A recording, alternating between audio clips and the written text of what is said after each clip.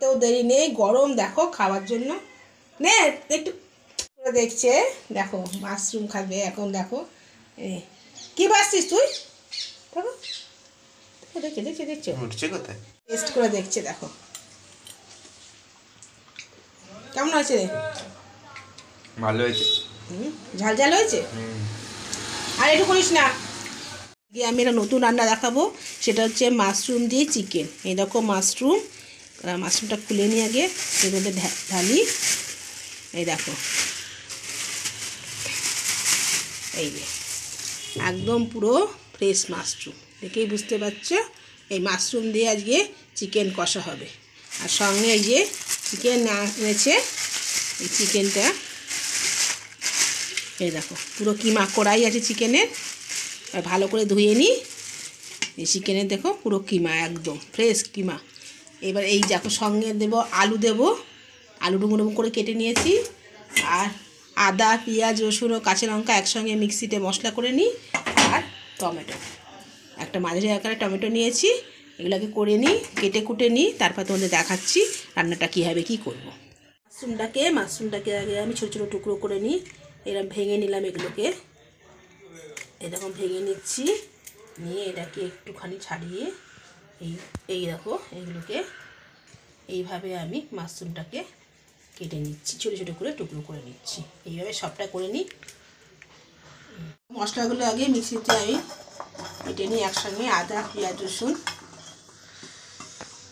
তেল দিচ্ছি, তেল গরম হয়েছে। সঙ্গে দেখো গোটা গরম মশলা দিচ্ছি, এলাচ, দারচিনি, লবঙ্গ, তেজপাতা, এই যে শুকনো লঙ্কা আর সাদা জিরে, এগুলো ফোড়ন দিলাম। একটু ভাজা ভাজা হয়ে গেছে। এবার একটা মাঝারি সাইজের পেঁয়াজ দিয়ে দিলাম, একটু সামান্য নেড়ে নিই। ভাজা ভাজা হয়ে গেছে। এবার আলুটা দেবো, আলুটাকে আবার একটু ভাজি। ভাজা হয়ে গেছে। এবার আমি এর মধ্যে একটা মাঝারি সাইজের টমেটো কেটে দিলাম। স্বাদ মতো নুনটা দিই, তাহলে টমেটোটাও গলে যাবে, আলুটার মধ্যে নুনটাও দিতে যাবে। নুন দিয়ে দিলাম, দিয়ে একটু ভেজে নিই, তারপর বাকি মশলাগুলো দেবো।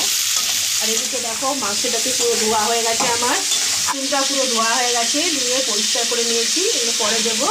আগে মশলাটা কষিয়ে নিই, তারপরে এবার আমি আদা, পেঁয়াজ, রসুন যে মশলাটা মিক্সি করেছিলাম সেটা দিয়ে দিলাম। এটা আগে একটু ভেজে নিই, তাহলে কাঁচা মশলার গন্ধটা যাক, তারপরে ধনে জিরেটা দেবো।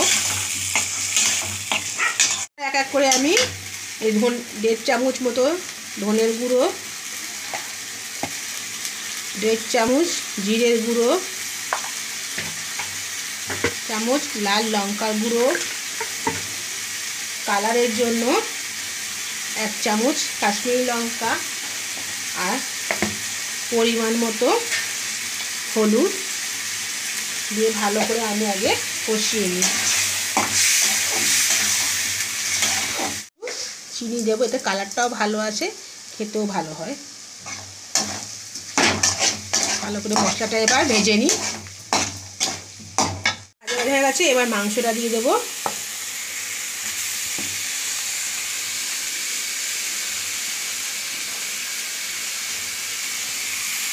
দিয়ে ভালো করে আবার কষিয়ে নিই।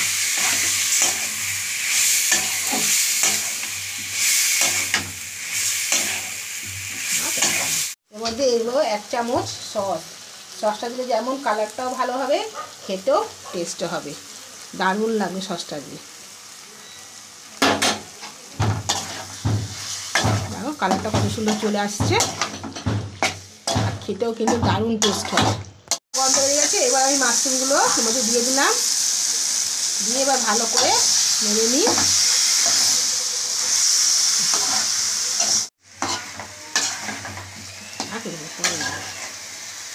আর অল্প জল দিয়ে দিই, তাহলে আলুটাও সেদ্ধ হয়ে যাবে। একটু শক্ত আছে,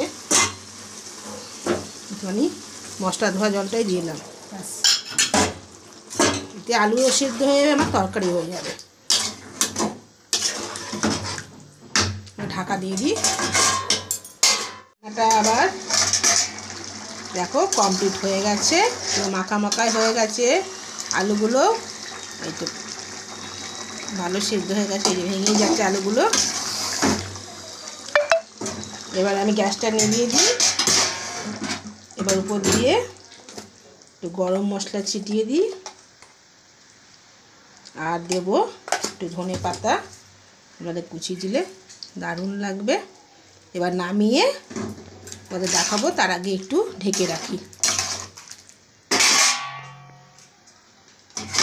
রেডি হয়ে গেছে আমার চিকেন দিয়ে মাশরুম কষা, একদম কষা কষা মাখা মাখাই করেছি, বেশি ঝোল হয়নি। দারুণ একটা রেসিপি, ঘরোয়া পদ্ধতিতে করা হয়েছে, সহজে সিম্পলভাবে।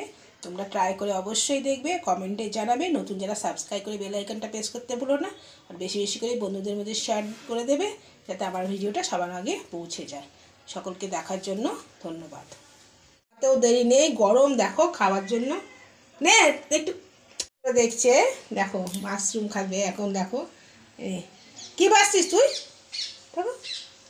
দেখো দেখছে দেখছে দেখছো, উঠছে কোথায়? টেস্ট করে দেখছে, দেখো কেমন হয়েছে রে? ভালো হয়েছে। ঝাল ঝাল হয়েছে। আর একটু করিস না।